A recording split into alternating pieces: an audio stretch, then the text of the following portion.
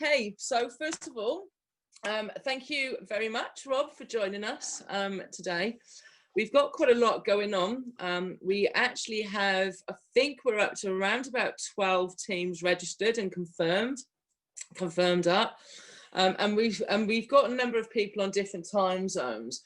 So just to let you know, if it's okay with you, we're going to record this so that we can actually produce this out later on to be able to kind of put this through during the course of the day for those who missed this particular meeting.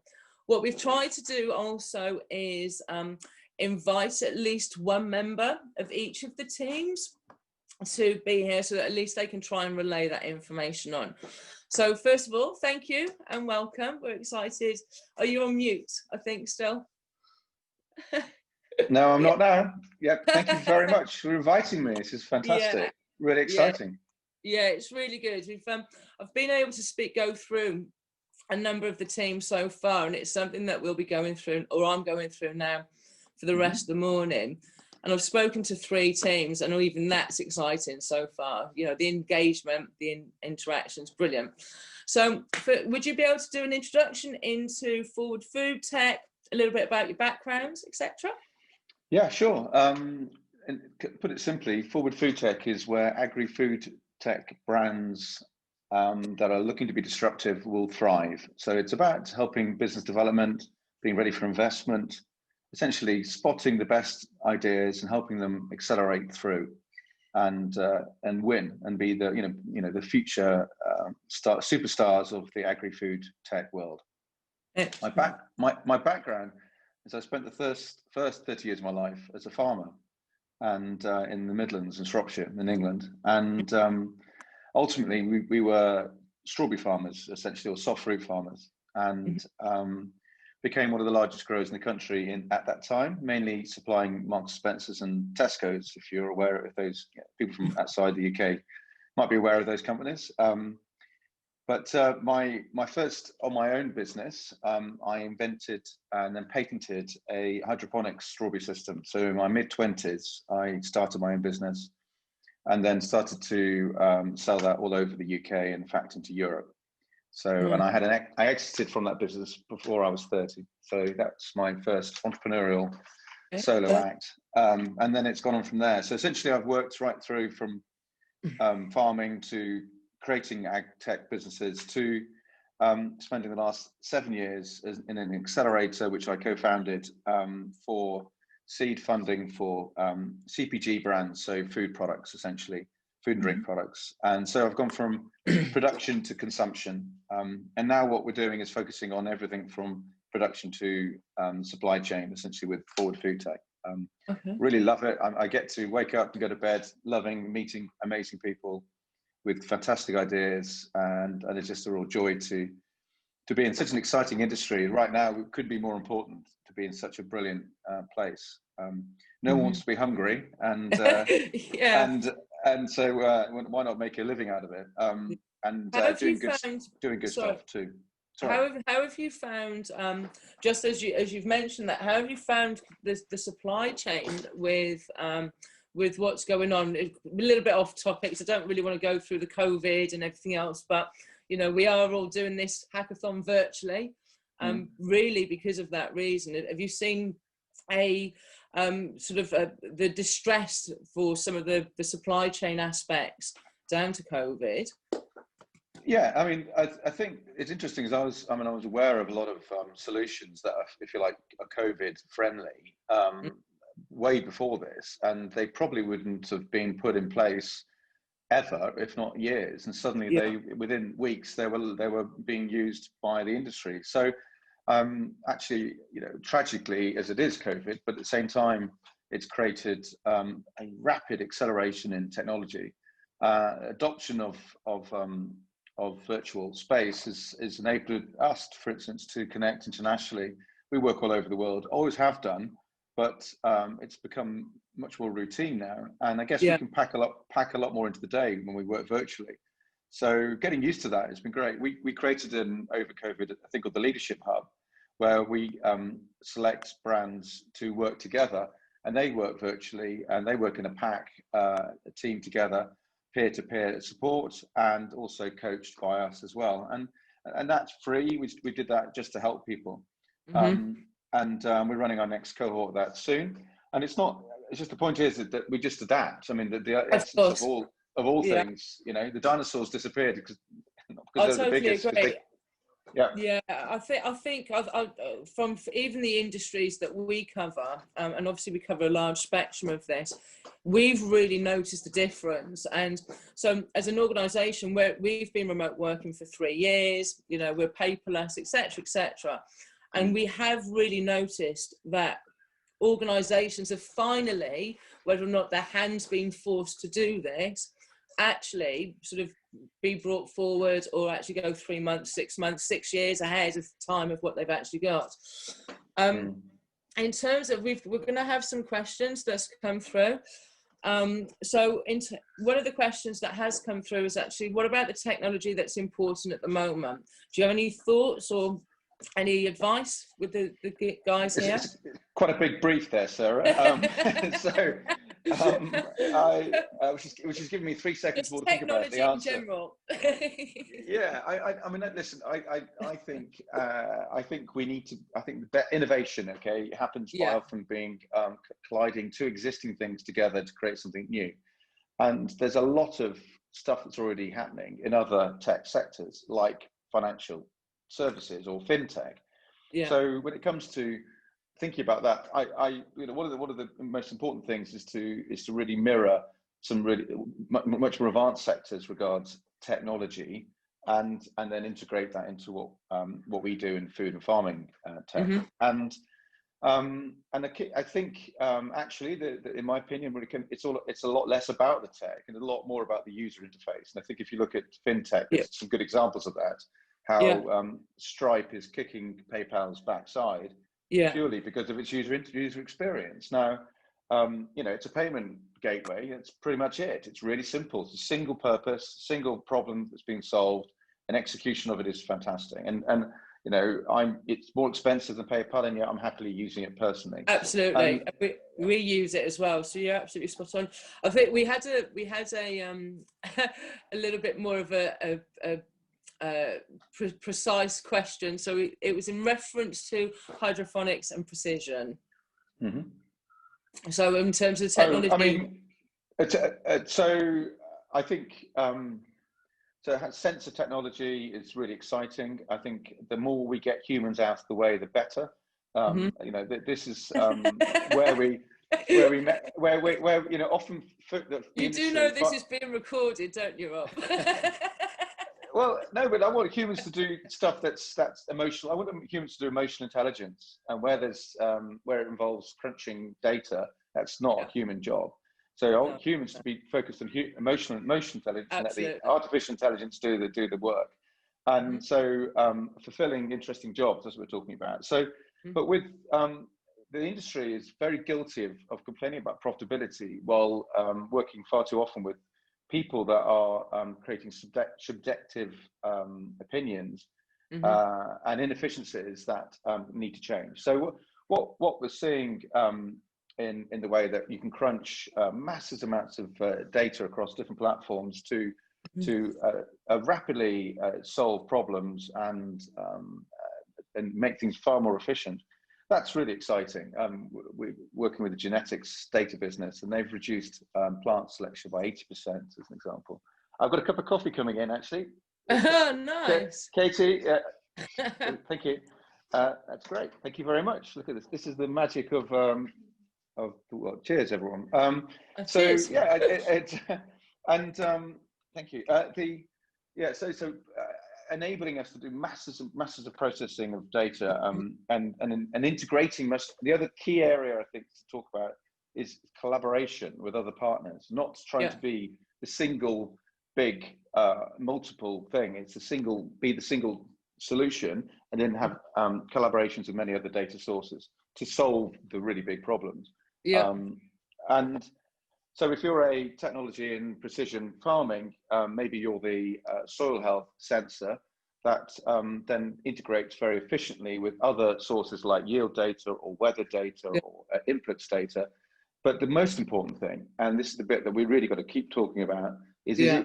Is it useful, and does the Yeah. person that pays for it make money out of it? Now, Yeah. it's a really uphill battle if you focus on your technology. It's like selling a car and talking about the gearbox. It's not very interesting. Yeah. Well, it isn't to me. But talk about what the thing does for that person. Yeah. If you stay with the car analogy, how does it feel? What does it do when you're in it? That's what you want to be talking about. So what is Yeah. what is the thing that makes the difference to the person paying for it? Yeah. And then of course it's then how does it seamlessly integrate with that? So what's your thoughts with that, especially if we kind of go on to the hydroponics or the precision farming, etc.? Have you come across that in terms of sort of good examples, bad examples within this? Yeah, I'll give you a really simple example, and I'll try and be general and not be mean. People often use tech for the sake of tech. So what happened with vertical farming to start with, they took essentially glasshouse production systems and did them inside and called it, and tried to imply it was tech. Well, and then what they did is they took away the natural light and then had expensive light coming in a standard system, standard hydroponic system. And that actually was really daft because that's basically costs more to do. What's happening now is that we're looking at modular production systems in vertical farming with autonomous small batches that can be really, really cleverly integrated into the supply chain. So some really smart technology that can really add value. We really need to understand that what we're doing here and why we're doing it. So don't just sort of think, okay, it's cool to do tech, therefore we'll do it, and we'll try and create some perceived value. We need to generate real value, real differences. In other words, for growing something in a vertical farm, is there a nutritional benefit? Is there other things you can do? If it's just simply, another form of seed cress, how does that compete with the normal glasshouse? And it often doesn't, and that's where the mistakes have happened. So it's really thinking about where is the added value within the product. Yeah. And this is, I had a meeting with somebody who's also in that space about a week and a half ago. And one of the key things that they mentioned, I said, well, how come this isn't being implemented across the country? So I live in Kent. So you're saying about your strawberry farming days. I've got one pretty much opposite my house. So I've got to pop out there and everything else. But from the vertical farming side, one of the key things that seemed to come up constantly was the cost factor. So do you think that if we can kind of work out on a solution to try and reduce the cost, make sure it's easily implemented, then it will be sort of carried out throughout all regions a lot more easily and readily? There are new systems coming forward. We're working with one of them who's reduced the capital costs by about 40%. So there are big changes in capital costs setting this up. More importantly is productivity. And the way in horticulture is to optimize productivity is by selling the product at the right money. Yeah. And it's great irony this year that strawberry farming has been an incredible year, a successful year, because of most strawberries are sold through supermarkets, not through food service. So shutting down food service or suppressing it enormously has meant that we have bought a lot more strawberries. Conversely, we bought a lot less milk because we don't make lattes at home. So this is the really interesting area. So if we can sell the product at the optimum price that we're targeting within our forecast, that is really important. So using technology to manage supply and therefore demand at the same time can mean we can sell it for the right money. Yeah. Where farming goes wrong is when we sell it, we undersell it, and it's then not sold correctly. So the more we integrate into the actual demand end, the downstream comes back up to upstream as in production. Then and you can't do that with humans. And then making sure that we get the right product there. So totally really clever stuff around camera technologies to improve on service levels to ultimately get the product right at home. It is about producing a product that people want. It's really obvious. This is nothing, and that's the thing about this. let's not forget basics of business. You know, that it is about delivering on something that people want. Yeah, of course. So this obviously, what you've talked about is in reference to specifically one of the challenges that we've set, which is why we've actually put these challenges out, is to try and encourage this, because if we don't think of these solutions now, it could be another decade or so, or technology in agriculture takes a long enough time as it is, let alone if we don't address these issues now, which is one of the reasons why we put the challenge out for it. Mm-hmm. In terms of the teams, bearing in mind that from TH.0 perspective, we are looking at encouraging cross-border collaboration. We are looking at ensuring that we have, ensuring that we try and give a platform for those who want to take their ideas further. One of the things that we found throughout all of the hackathons that we've either hosted or I've been a part of, there's great ideas that come out of these, really, really good ideas that come out of these. But there's one of the things that I also know is that without giving the right platform to help introduce them to the right people, it doesn't really go anywhere, which is a real shame. And this is what we're trying to encourage, and hopefully that's what we'll have as an end result out of this hackathon. From your experience and the vast experience that you have from being actually that end user and then working through as a setting up your own business with entrepreneurship, etc., and then selling that on or taking that to another level by the time you were 30, what advice would you give to those in the hackathon in terms of what we should be looking for the judging panel, what the next step should be, what they should really concentrate on? So this is in a collaboration perspective, or is it from a individual? I think we've introduced these. Some teams have joined us as a group, but then what we've actually also encouraged is for individuals to join us, where we're actually putting them together to collaborate. So I suppose it's on both sides. I know that doesn't help with your answer possibly, but it's on both sides. Okay, so I mean, it's any situation is about having the right team, isn't it? And I guess knowing what is the right team is the biggest challenge. And I think I think there's a really interesting opportunity to solve problems in a really big way, and this times X tenfold. And actually, I think the way to really solve this is to deal with what are known as the 6 human needs. Mm-hmm. And if anybody's a follower of Tony Robbins, it's free to look at that on Google. But people will share and work together if you fulfill the 6 human needs, and those are essentially about how a community is created.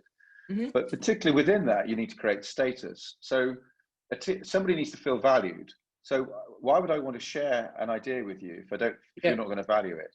So understanding how that works and how you then work together, and that somebody doesn't feel like you just robbed their idea. That they are credited by that idea if they're part of it, then that has the potential to be absolutely enormous. And I do believe that these problems need absolutely gigantic numbers of people to solve them. And then maybe it's a form of a blockchain of ideas where somebody is part of an idea that then it's recognized and it becomes locked down that they are a contributor to it.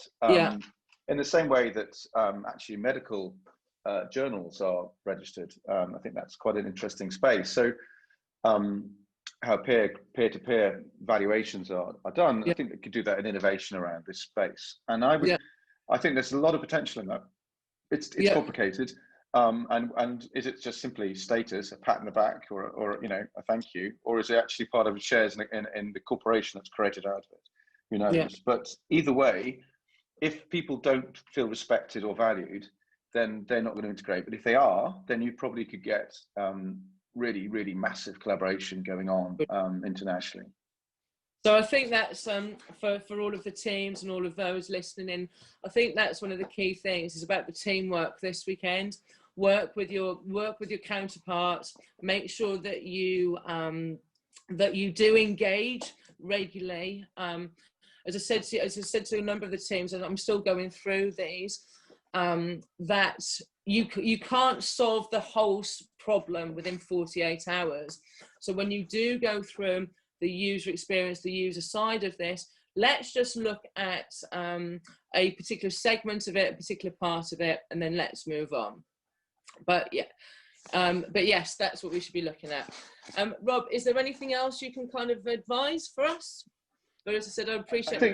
I think there's some really simple stuff about the food tech world, but there are common problems. I think you've got to think big, completely. but start small, stay agile, fail fast but affordably. Yeah. In other words, know what the cost is before you fail, and then go back out again. Yeah. Be really clear and solve a very specific problem. Don't try and solve too many problems at once. Absolutely nail one specific problem, and stay focused on that problem. I think that's key. We've mentioned collaboration. It's an underdone part of this industry, and data sharing is actually the way to do that, to really accelerate it through. Just remember what happened to the dinosaurs. It isn't about the biggest, it's about the survivors that can be the most agile and adapt. So that's what we're about. The industry is about how disruptive brands are able to adapt. I've written a piece, I'm very happy to share it if you can pass it to other people, on how disruptive brands can follow one of the 7 plots that all stories are written on their narrative to help them create a storyline around how to be disruptive and win in their market. Happy to share that with you, Sarah. And you can that'd be amazing. Yeah, it's an original idea of using. There are only 7 plots written around all stories. David and Goliath is one of them, but there's 6 others, and it's a way for a disruptive brand to actually use that, and I've created a handbook for people to be able to look at that. So perfect. Something to share to people. That'd be really helpful. No, I really appreciate that, and thank you. Enjoy your afternoon, and we'll chat with you at some point either later or tomorrow. Awesome. Thank you very much. Thank you, everybody. Thank you very much. Have a great time. Bye. Cheers, Rob. Bye. Thank you. Bye.